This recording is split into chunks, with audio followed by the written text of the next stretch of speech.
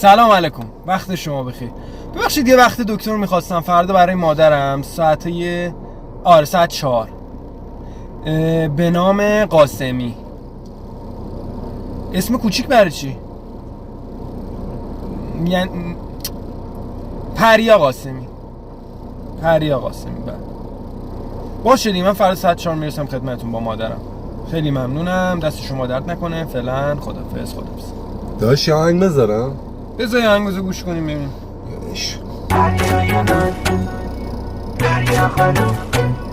داداش اینو عوض می‌کنی؟ پریا نریا تنهام نذاریا پریا تو سلیقه این شکلی نبوده. تنهام نذاریا